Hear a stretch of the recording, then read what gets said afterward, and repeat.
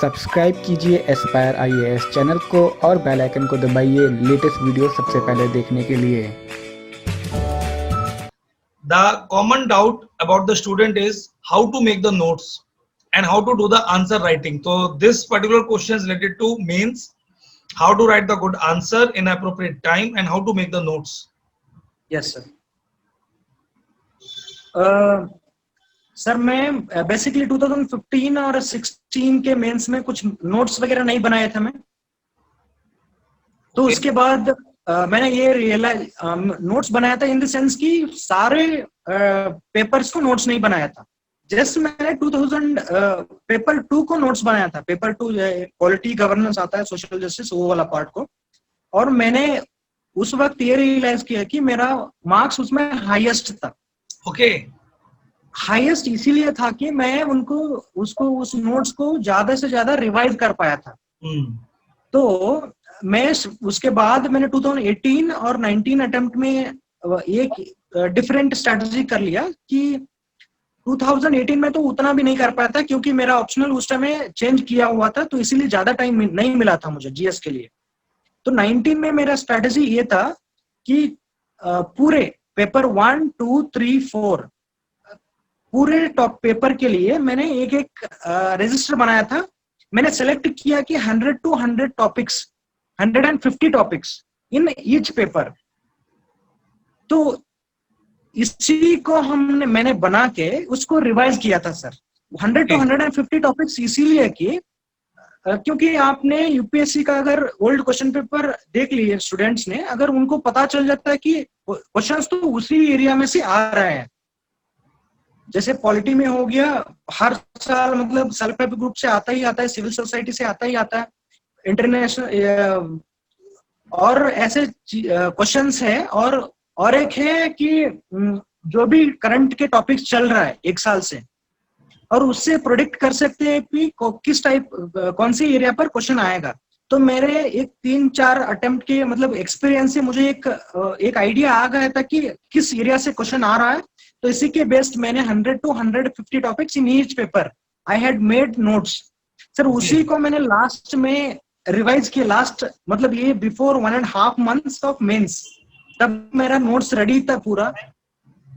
Last में 1.5 months के last में मैंने ये किया कि एक दिन नोट्स रिवाइज करना है एक पेपर का, नेक्स्ट डे वो पेपर लिखना है, और फिर से नेक्स्ट डे रिवाइज करना है सेकेंड पेपर का, फिर नेक्स्ट डे क्या लिखना है, टेस्ट लिखना है। तो ऐसे करके मैं लास्ट 1.5 months मतलब पूरा एक दिन छोड़ के एक दिन टेस्ट लिखा हूँ सर, जो आपको मार्केट में टेस्ट मिलता ही मिलता है।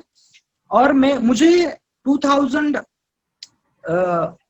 आंसर राइटिंग का एक ग्रिप मुझे तब आया था। मैं आप 2017 में आपको जब आपका आंसर राइटिंग सेशन होता है सर, न्यूज़पेपर का सेशन होता है और आंसर राइटिंग का सेशन होता है, उसके पहले मैं आंसर लिखता था लेकिन मुझे आइडिया ही नहीं रहता था मैं क्या लिख रहा हूँ।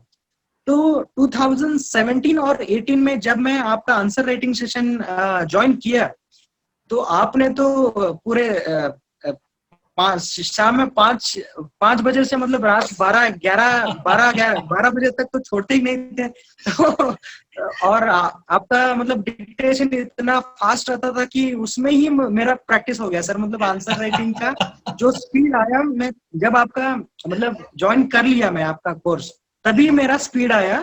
तो तभी से मैं 20 out of 20 क्वेश्चन अटेम्प्ट कर पाया। उसके पहले तो 2015-16 अटेम्प्ट में तो मैं 1-2 क्वेश्चन छोड़ के ही आता था और क्वेश्चन का क्वालिटी उतना नहीं आता था। और मैं आपको ये कहना चाहूंगा कि आपका आंसर राइटिंग से मुझे मेनली क्या समझ में आया कि फर्स्ट वन इंट्रोडक्शन लिखना और लास्ट में एंड में कंक्लूजन लिखना। क्योंकि इंट्रोडक्शन आपका अच्छा ही होना चाहिए और कंक्लूजन भी अच्छा ही होना चाहिए आंसर राइटिंग में, क्योंकि वो बहुत इंप्रेशन रखता है। क्योंकि फर्स्ट इंट्रोडक्शन पढ़ते ही उनको लगता है ये लड़का अच्छा ही लिखा है, और एंड में जो कंक्लूजन लिखते वक्त क्या होता है, लास्ट में एंड में वो लास्ट इंप्रेशन देता है, वो लास्ट इंप्रेशन से और एक मार्क्स बढ़ जाता है। ऐसे हर एक क्वेश्चन को एक मार्क्स भी बढ़ गए तो बहुत हो जाता है सर वो। करेक्ट जगदीश, बिल्कुल सही बोल रहे हो। तो मैं स्टूडेंट्स को यही बता दूंगा कि is prelims is all about revision and mains is all about revision and next step writing, answer writing. वो तो नोट्स तो बना ही है, वो तो बाय डिफॉल्ट बनाना ही है। तो वो क्योंकि वो एडवांटेज करता है सर, क्योंकि अगर आपके पास 100 to 150 टॉपिक्स है तो आप बार बार रिवाइज कर सकते हो। बार बार जब रिवाइज करोगे तभी आप मतलब आंसर में लिख पाओगे। जो एग्जाम्पल्स रहता है, जो डाटाज रहता है, तभी आप एग्जाम में लिख पाओगे। तो यही एक मेरा स्ट्रेटेजी था इस साल के लिए, मेंस के लिए सर। और मुझे लगता है जीएस में मेरा मार्क्स इस बार अच्छा ही होगा, क्योंकि एग्जाम लिखने के बाद मेरा मतलब अच्छा फील हुआ था, मैं मतलब अच्छा हुआ है करके। Very good Jagdish. So now in the last we just want to know what exactly is interview according to you। आपके हिसाब से इंटरव्यू क्या है और इंटरव्यू की क्या प्रिपरेशन होती है, क्योंकि इसके लिए बहुत मिथ है कि बहुत पढ़ना होता है, करना होता है। तो what exactly is your practical wisdom regarding interview और personal test preparation? Sir last year में मैंने इंटरव्यू दिया था, लेकिन लास्ट ईयर क्या हुआ था कि मेरा रिजल्ट के वक्त और इंटरव्यू का डेट इनिशियली डेज में ही था मेरा इंटरव्यू, तो मुझे टाइम ज्यादा नहीं मिला था और इसी के वजह से मैंने ज्यादा प्रैक्टिस नहीं कर पाया और इसी के वजह से मेरा इंटरव्यू में कम आ गया। तो कंपेयर टू लास्ट ईयर मैंने इस बार मेरा स्ट्रेटेजी थोड़ा चेंज कर लिया। और कौन सा बोर्ड था आपका? Which board chairperson board was there? Sir it is RN. Choubey sir. RN. Choubey sir का था और अराउंड 30 मिनट्स मेरा इंटरव्यू हो गया सर। इस बार मतलब मेरा अभी रिसेंटली हो गया, जब कोविड के टाइम जो लॉकडाउन कंप्लीट हुआ उसके बाद नेक्स्ट जब स्टार्ट हुआ sir, first day first candidate में ही था सर मतलब। ओके। तो इंटरव्यू में थोड़ा गड़बड़ तो लगा, क्योंकि हमें सील्ड फेस शील्ड पहना था उधर और मास्क भी पहना था। तो इसी के वजह से थोड़ा अनकंफर्टेबल तो था, लेकिन मेरा इंटरव्यू अच्छा हुआ था सर। ओके। क्योंकि ऑलरेडी मैं जॉब में भी था और मेरे मतलब कॉन्फिडेंस भी आया था मुझे, और ग्राउंड रियलिटी भी पता था, और क्योंकि कोविड के ऊपर ही मैं काम कर रहा था इधर स्टेट सर्विस में। तो मेरा कॉन्फिडेंस लेवल भी हाई था। तो एक 3-4 एरियाज होते हैं सर इंटरव्यू में, उनके ऊपर क्वेश्चंस आता है। एक जो है आप मतलब ये मेनली आपका डैफ बेस्ड ही होता है।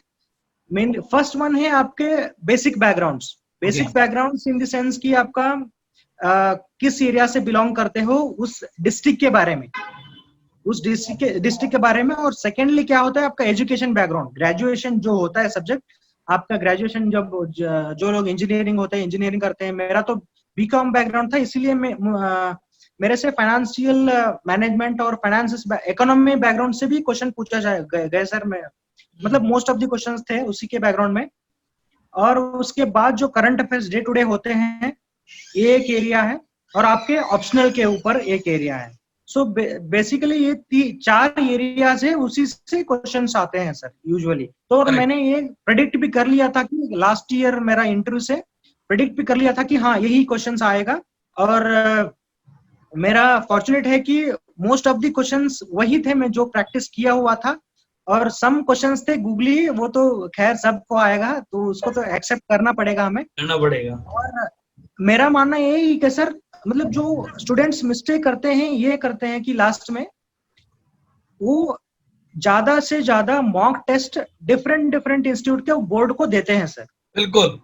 इससे डिसएडवांटेज क्या होता है सर, एक बोर्ड बहुत सॉफ्ट रहते हैं, एक बोर्ड बहुत हार्ड रहते हैं। क्वेश्चन डिपेंडिंग अपॉन क्वेश्चंस, मतलब एक डिफिकल्ट क्वेश्चन पूछते हैं, कोई इजी क्वेश्चंस पूछते हैं। इसी के वजह से क्या होता है, आप किसी में परफॉर्म अच्छा कर लेते हो, किसी में परफॉर्मेंस बुरा कर लेते हो। तो इसी से वजह से आपको रिमार्क्स कुछ इंस्टीट्यूट में बैड मिलता है, कुछ इंस्टीट्यूट में आपको रिमार्क्स गुड मिलता है। जो फाइनली क्या होता है, अल्टीमेटली जो गुड रिमार्क्स मिला है हम उसी को लेते हैं, कि बैड रिमार्क्स को छोड़ देते हैं। सही बात। क्या होता है, हम वो बैड रिमार्क्स जो भी है इम्प्रूवमेंट करना होता है, वो हम कर ही नहीं पाते हैं। तो मेरा इस बार ये था कि मैं एक ही इंस्टीट्यूट को पकड़ा था, तो उन्होंने ही मुझे स्टार्ट इनिशियल टू एंड तक गाइड किए, क्योंकि मॉनिटरिंग करना is very important sir. Very important. उन्हीं को आप हफ्ते में 1 बार 2 बार मतलब मॉक दे रहे हो, वो लोगों को पता रहता है कि हम मतलब किस लेवल पर थे और किस लेवल पर पहुंच गए, कितना इम्प्रूवमेंट हो रहा है। तो ये चीजें बहुत इंपॉर्टेंट है सर, और हमें सेल्फ प्रैक्टिस करना ही मिरर के आगे ये भी बहुत इंपॉर्टेंट है, क्योंकि सेल्फ जितना प्रैक्टिस करते हैं उससे हमें हमारा लैंग्वेज रिफाइंड होता है और कॉन्फिडेंस बढ़ जाता है, हमारा बॉडी लैंग्वेज जो भी है हम सुधर सकते हैं। करेक्ट। तो ये मेरा सजेशन है कि स्टूडेंट्स को एक ही गुरु को पकड़े और एक ही चीजों को बार बार रिवाइज करें। हम तो लोग यही मेरा एडवाइस है सर। से हमेशा बच्चों को बोलते हैं कि इंटरव्यू के अंदर इधर उधर मत भागो, मिनिमम मॉक दो और थोड़ा सा प्रैक्टिस करो, और किसी को भी ले लो, चाहे अपने दोस्त को ले लो जिसको ऑलरेडी एक्सपीरियंस हो, उससे पूछते रहो क्या इंप्रूवमेंट आ रहा है। Yes sir. तो Jagdish, your advice are highly honest and true advice. I am feeling so much happy. तो now the next question and the last question Jagdish. Aspire को जब से एस्पायर खुला था 2010-11 से बोला जाता है as a rehabilitation centre specially for the old students who are struggling hard. तो आपका लोगों को क्या कहना है कि एस्पायर आपके हिसाब से क्या है, और उन्हें अगर ज्वाइन करना है तो एस्पायर को क्यों ज्वाइन करें? सर मेरा मतलब 2013 अक्टूबर से मैंने स्टार्ट किया था यूपीएससी पढ़ाई करने। 13, 14, 15 3 साल मैंने प्रीलिम्स तो क्लियर किया मैं 15-16 में। लेकिन चीजें क्या हो रहे थे, मतलब जो न्यूज़पेपर पढ़ना होता है, तो हम जब पढ़ते थे पहले उससे, और आपको मैं जब ज्वाइन किया न्यूज़पेपर बैचेस, उसके बाद से मेरा मतलब इम्प्रूवमेंट अलग ही लेवल का था। क्योंकि प्रॉब्लम क्या हो सर, न्यूज़पेपर पढ़ने में हमें पता है कि क्या पढ़ना है चीजें पहले और क्या नहीं पढ़ना है, और इसके वजह से क्या होता है, हम सारे चीजें पढ़ते हैं न्यूज़पेपर से, तो और उसमें तो रिलेवेंट थोड़े ही होते हैं, और उसी में हम डेली 2-2 घंटे लगा देते हैं, तो यूज नहीं है वो। और एक ये चीजें हैं, और एक दिक्कत क्या होता है, हम कभी कभी बीच में 1 हफ्ते 2 हफ्ते न्यूज़पेपर छोड़ देते हैं जब एग्जाम के टाइम हो, नहीं तो मतलब यूजुअली ऐसे कंसिस्टेंसी तो नहीं रख पाते हैं डेली, क्योंकि दूसरे चीजें पढ़ने भी होते हैं। तो इसीलिए क्या होता है, वो डेली न्यूज हम फॉलो अप नहीं कर सकते हैं। जब मैं एस्पायर ज्वाइन किया, ये रियलाइज किया कि आपने तो 1 हफ्ते का मतलब जो भी न्यूज़पेपर रहता है वो एक ही दिन में करवा देते हो, और हर एक टॉपिक को रिलेट करके पढ़ा देते हो। तो इससे क्या होता है, हमें फर्स्ट थिंग ये रियलाइज होता है कि न्यूज़पेपर में पहले से क्या पढ़े, क्या पढ़ना जरूरी है न्यूज़पेपर में। मतलब फॉर एग्जांपल अभी जस्ट हो रहा था कि लास्ट राजस्थान में कुछ पॉलिटिकल क्राइसिस हो रहा था, तो हमें पॉलिटिकल क्राइसिस वो नहीं देखना है, ताकि उनके झगड़े नहीं देखना है, ताकि उसके बिहाइंड लीगैलिटी क्या है वो देखना है हमें। तो आपने वो समझाते थे हमें, तो उसके पहले तो हमें पता नहीं रहता था, हम तो उनके झगड़े देखते मतलब मजे लेके सही बात है। तो सर हाँ, वही मतलब न्यूज़पेपर क्लासेस का यही एडवांटेज है कि हमें क्या पढ़ना है, और आपका एक नोट्स बन जाएगा, एक बेस बन जाएगा। उसके बाद 1-2 बार आपने न्यूज़पेपर क्लासेस कर लिए, उसके बाद आपको जब भी आप न्यूज़पेपर उठा ले, ऑटोमेटिक लग जाएगा हाँ ये इंपॉर्टेंट है चीज है, और ये इंपॉर्टेंट नहीं है। और वो पढ़ते पढ़ते हमें इजीली मतलब वो अंडरस्टैंड हो जाते हैं चीजें। तो उसके बाद आप अपने खुद से भी नोट्स बना सकते हो न्यूज़पेपर से। और एक चीज क्या है सर, आप जब न्यूज़पेपर में मार्क करा के हमें नोट्स बनाने के लिए बोलते थे पहले, तो फर्स्ट टाइम आप जब 1 साल कंटिन्यूअसली जब नोट्स बनाते हो, तब वो चीजें आपके माइंड में बैठ जाते हैं सर। जो बेसिक चीजें होते हैं माइंड में बैठ जाते हैं। ऐसे बोलते हैं कि 1 time writing equal to 10 time readings. ये बहुत सही है सर, मतलब ये तो 100% श्योर है। ये तो आप जितना लिखते हो, नोट्स बनाते हो, उतना मतलब माइंड में बैठ जाते हैं उसके। लेकिन जगदीश, इसी चीज को आज की एक नई जनरेशन क्रिटिसाइज भी करती है। जैसे ये मेरा एक्सपीरियंस रहा है कि जो नई जनरेशन है वो कहती है कि अब यूट्यूब पर इतने न्यूज़पेपर के चैनल आ गए, तो हम सर के साथ 3 घंटे क्यों पढ़े, 4 घंटे क्यों पढ़े। एक जनरेशन ये कहती है कि जो चीज रेडीमेड अवेलेबल है, नोट्स एडिटोरियल्स के आजकल वेबसाइट्स पर, तो हम क्यों करें। तो मेरा हमेशा से मानना रहा है, जो तुमने माना है, तो तुम क्या बोलोगे कि ये जो आजकल ये जो नए नए प्लेटफॉर्म आ रहे हैं शॉर्टकट्स के, जो बच्चों को दे देते हैं, और एस्पायर में जो कराया जाता है, तो तुम्हें क्या लगता है कि क्या अंतर है दोनों में और क्या क्वालिटी होनी चाहिए? सर मेरा मतलब ऑलमोस्ट फ्रेंड्स जो भी ऑलरेडी सेलेक्ट हुए हैं, तो मैं जो भी मेरा फ्रेंड्स अभी सेलेक्टेड हुए हैं, पहले भी हुए हैं, तो उनका सर्वे करके मैं बता सकता हूं कॉन्फिडेंटली कि जिनका जो नोट्स बनाया है और कंटिन्यूअसली जितना हार्ड वर्क किए हैं नोट्स वगैरह बना के, उनके परसेंटेज ऑफ सक्सेस रेशो बहुत ज्यादा है। आपने अगर किसी को टॉपर को भी ले लें, अगर 10 लोग हैं उसमें 1-2 लोग ऐसे रहते हैं कि जिन्होंने कोई नोट्स बनाया नहीं रहता है, और बाकी 7-8 लोग ऐसे रहते हैं कि वो नोट्स बनाए हैं। तो मतलब अपने अपने होता है किसी का वो, लेकिन आप अगर रिस्क नहीं लेना चाहते हो, हार्ड वर्क से मतलब आपका सक्सेस रेट बढ़ाना चाहते हो, तो it is a humble advice to कि you just go ahead with notes making, that's it sir. तो अपना अपना खुद का भी होता है, लेकिन जी जो लोगों का सीरियस प्रिपरेशन कर रहे हैं, जो लोग जो इस वो लोगों को ये सीरियस एडवाइस है सर, क्योंकि मैं ऑलरेडी मतलब देख चुका हूँ कई रैंकर को, तो उनका ये मानना है कि हाँ नोट्स बनाना बहुत इंपॉर्टेंट है। तो इसीलिए मैं एडवाइस करूंगा स्टूडेंट्स को, just go ahead with notes making sir. ठीक है, now the last message to the students regarding what exactly they can do and they cannot feel demotivated, and if the success is not coming, even then they should strike hard. So what is your last message to all the students? Sir मेरा last message तो यही रहूंगा कि UPSC के लिए talented लोग तो आते ही आते हैं, क्योंकि हम देखा जाए तो ऑलमोस्ट जो भी लोग आते हैं वो तो टैलेंट की कमी ही नहीं है यूपीएससी में। तो यूपीएससी में जो लोग सक्सेस होते हैं उनका पास एक क्वालिटी रहता है, वो है patience, hard work and consistency. ये अगर 3 चीजें है आपके पास तो आप एग्जाम को क्लियर कर पाओगे, क्योंकि टैलेंट तो सबके पास है, अभी तो वही लोग आ रहे हैं प्रिपरेशन करने। तो मेरा एक एडवाइस यही है, आप 1 अटेम्प्ट दे दो, 2 अटेम्प्ट दे दो, अगर नहीं हो रहा है तो आप एनालाइज करो कहां पर आप फेल हो रहे हो, एनालाइज करो, और एक ऐसे गुरु को ढूंढो आपको गाइड कर सकते एंड तक गाइड कर सके। क्योंकि क्या होता है, हम चीजें बिगड़ जाते हैं, हम इधर उधर भटक जाते हैं। कोई कभी कभी टाइम को डिफरेंट इंस्टीट्यूट का डिफरेंट अलग रहता है स्ट्रेटजी, तो आपने सब अगर फॉलो करने लगे तो at the end of the day आप कहीं में नहीं जाओगे, इधर उधर भटकते जाओगे।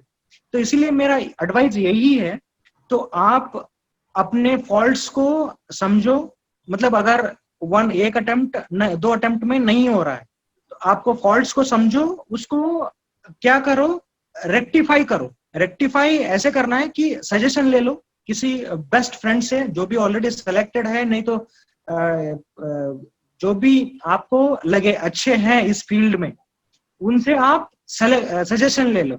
सजेशन लेके उसको ही मतलब क्या करो, एग्जीक्यूट करो जो भी है आपका स्ट्रेटजी, नई स्ट्रेटजी।